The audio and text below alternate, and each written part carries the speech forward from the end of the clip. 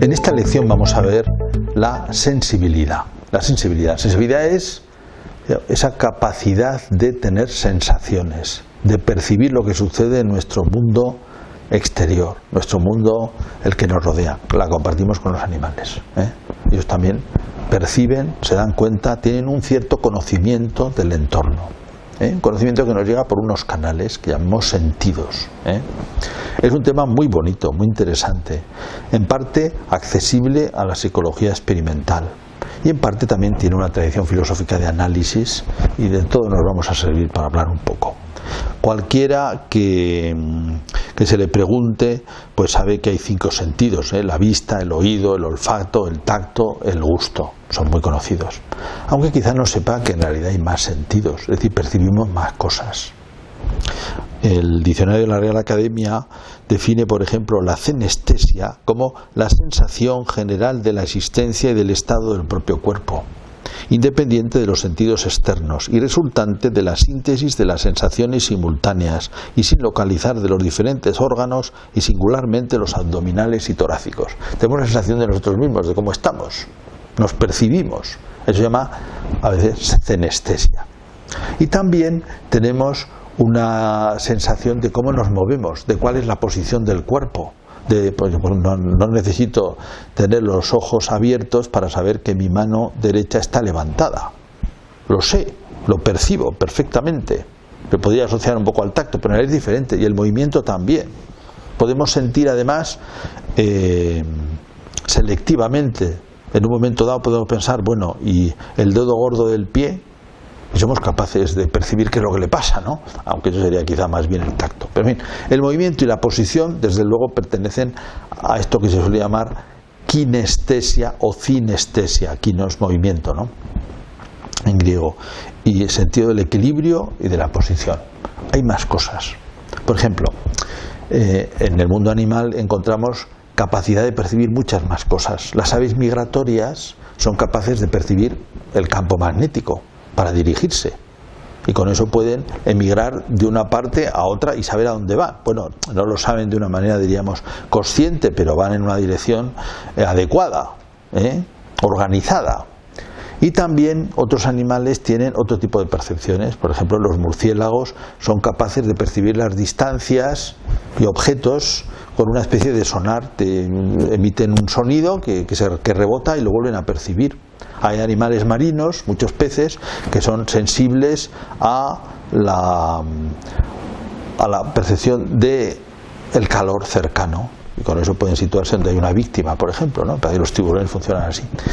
Y también a cambios de presión o a vibraciones. Nosotros no las sentimos, pero otros animales sí. Es decir, tienen un campo sensorial con más tipos de sensaciones y más tipos, y a veces con sensaciones distintas. Ha sabido que la vista en los distintos animales es distinta. Es conocido, por ejemplo, que el toro apenas distingue los colores. Se habla mucho del trapo rojo que incita. En realidad no es así. No es así, porque no distingue apenas los colores. Bueno, hay muchas más curiosidades en este campo. Pero hablando de la vista, hay otra cuestión en la que interesa entrar un poquito. Puede parecer que los sentidos son bastante pasivos, porque recibimos sensaciones, como quien dice, sin hacer nosotros nada, sin haberlo intentado.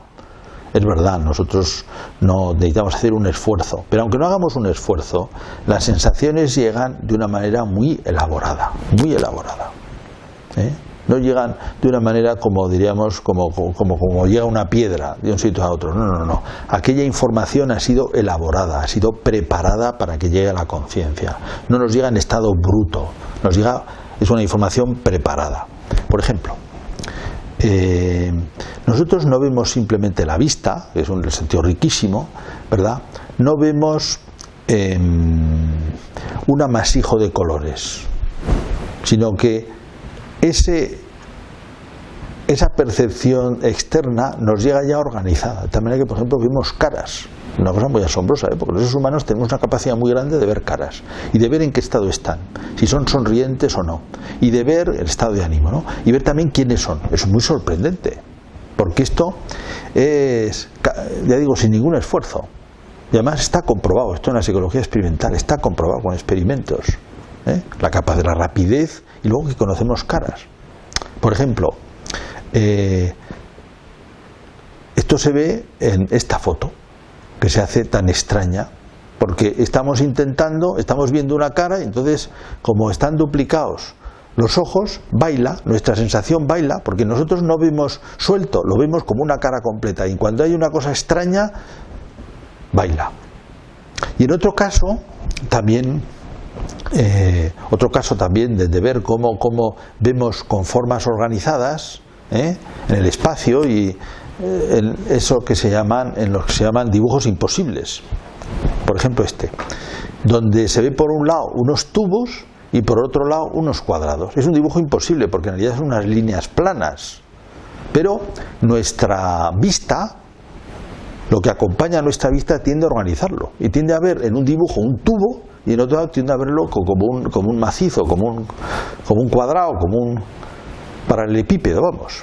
Y es imposible porque el dibujo ha jugado con esas percepciones. Bueno, pues de todo esto se conoce hoy mejor por estudios que son propios de la psicología de la vista, la psicología de la visión. Pero ya desde antiguo habían observado que además de los sentidos externos, que cada uno tiene sus receptores, no hemos hablado de eso, pues hay lo que llaman los sentidos internos, hay más. El primer sentido que identificaron fue el sentido común. La expresión ha variado porque el sentido común significa algo así como prudencia, pero querían referirse a lo que hace común, o sea, a esa manera de hacer en común las sensaciones, las distintas sensaciones. Estoy oyendo a una persona y la estoy viendo y sé que es del mismo, uno, esas sensaciones. También estoy masticando, estoy experimentando un sabor, estoy experimentando una textura, sé combinarlo porque sé que pertenece al mismo objeto. Este tipo de cosas son las propias del sentido común que identificaron, que efectivamente se da. La sensación ya viene con esa elaboración. Bueno, además del sentido común, se dieron cuenta de que nosotros conservamos imágenes.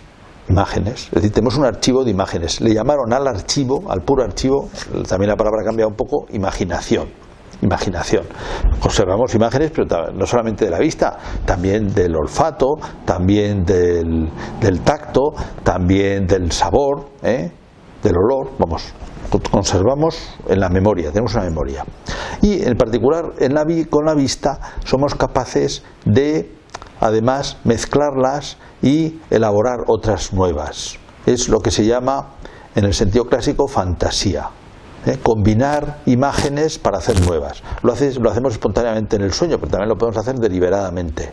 Entonces tenemos tres: sentido común, la imaginación y la fantasía.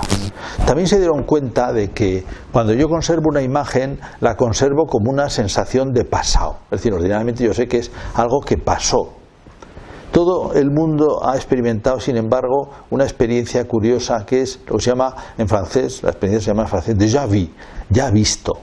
A veces tenemos la sensación de que estamos en una situación que ya no hemos vivido. Y esto sucede porque a la imagen que estamos recibiendo en este momento se añade el dato equivocado. De esto es pasado. Ese dato que nosotros ponemos a las imágenes viejas, de repente no se sabe por qué, o quizás se sabe por qué, pero yo no lo sé, se añade a una imagen nueva y tenemos la sensación de que esto ya lo hemos vivido, esto está pasado, esta imagen es antigua, una curiosidad, ¿no? Pero efectivamente es otro sentido, es decir, conservamos imágenes y la imagen cuando la recordamos sabemos que es una imagen pasada, es un dato añadido. Y por último, hay una sensación, un sentido amplio y complejo que identificaron primero en los animales, pero también en el ser humano de una manera distinta. Se le llama en el lenguaje clásico estimativa. Es decir, cuando un animal ve, o también huele muchas veces, lo que percibe lo valora. Aquí está, por eso se llama estimativa, porque lo estima, lo valora. Por ejemplo, una gacela que vuela, porque lo huele, un tigre añade a la pura sensación de olor una sensación de peligro, inmediatamente, ¿no? Aquella sensación, aquella percepción del olfato va unida a peligro, es decir, ha habido una valoración implícita. Recibe la sensación y transmite esa misma sensación, el peligro, no solamente el olor, el peligro. O también le puede pasar lo contrario, que perciba el agua o perciba la comida, ¿no? el olor de comida. Un león puede percibir el olor de algo comestible, entonces le excita. No solamente percibe el olor, también va unido a que es algo deseable. Es algo deseable. Se llama estimativa. En el caso del ser humano, en cambio, que también nos pasa algo parecido, pues las sensaciones son semejantes a los animales, pero interviene inmediatamente la inteligencia, porque cuando percibe algo, aparece en la conciencia, inmediatamente la inteligencia lo analiza. Se da cuenta, nos damos cuenta, el sujeto somos nosotros, nos damos cuenta y analizamos aquello que nos está pasando, analizamos con la inteligencia, es decir, lo cambiamos de plano. Por eso, en el caso del ser humano, lo que se llama la estimativa se llama la cogitativa. 5 sentidos externos: sentido común, imaginación, la fantasía, que para recrear nuevas imágenes, la memoria para saber que son pasadas, la estimativa o cogitativa. Y una última cuestión en relación al universo, que es tan inmenso que yo solamente hemos dado unos trazos, de la sensación, de la sensibilidad. A veces se dice, bueno, pero cada uno tiene sus sensaciones. Claro, es verdad. Es inevitable que cada uno tenga las suyas, son subjetivas, pero subjetivas no quiere decir que es falsa. A veces dice, bueno, pero cada uno tiene su verde, ve su color verde. Sí, es verdad. Mi color verde será semejante al de otro. En realidad esta cuestión no tiene sentido. Cada uno tiene su color verde y su experiencia. Eso es inevitable. Ahora, hay que darse cuenta que, sin embargo, los sentidos transmiten algo objetivo. Es verdad que el verde en parte depende de los canales por los cuales yo lo percibo. Tiene que ver con los canales con los que yo lo percibo. En realidad es una longitud de onda de la luz. Pero yo lo veo verde a través un poco de los canales y de la conformación que yo percibo. Podría parecer entonces que es totalmente subjetivo, pero no es verdad. La luz nos llega con distinta intensidad y, por ejemplo, nosotros, gracias a esas diferencias de intensidad de la luz, nosotros percibimos las sombras, percibimos la configuración de los objetos. Puede ser que el color, diríamos, lo que tenemos delante es materia, es materia que refleja la luz, sin más, y que refleja la luz según como le venga, pero desde luego la vista nuestra, digamos, al analizar el color, no solamente ve el color, que le podría confundir, es que también ve la configuración de las cosas, que efectivamente es ver la realidad. O sea, yo veo dónde termina un objeto, dónde empieza otro, me puedo equivocar, por supuesto, pero veo muchísima información que me llega que es objetiva, y los demás también lo ven, como podemos comprobar en cuanto nos ponemos de acuerdo. De tal manera que, a pesar de esta sensación que se puede tener de que los datos de los sentidos son subjetivos, a través de los sentidos se nos transmiten muchísimos datos objetivos, muchísimos datos de la realidad. Puede tener interés, aunque es una cosa un poco especializada, saber que aquí está la diferencia entre lo que los escolásticos llamaban sensibles propios, sensibles comunes. Sensibles propios es que cada sentido tiene un sensible propio, es decir, una cosa, se ve el color, eso es propio de la vista, el olor propio del olfato.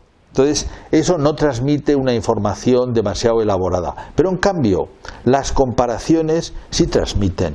Es decir, yo puedo percibir que una cosa es más ácida que otra con el sabor, y eso afecta a la realidad. Es decir, una pura sensación aislada quizá no es muy objetiva, pero desde luego las diferencias entre las sensaciones sí que son objetivas. Yo sé cuando una cosa es más salada y cuando no, y eso es objetivo. Y en la vista mucho más, porque, como decíamos, yo me doy cuenta en la configuración de las cosas y del movimiento, por ejemplo. A esto se le llaman sensibles comunes, que son captados por varios sentidos y que tienen un rango de objetividad mucho mayor, que nos dan realmente una información objetiva de la realidad. Pues muy bien, este es solamente una pequeña introducción al enorme panorama y apasionante de la sensibilidad.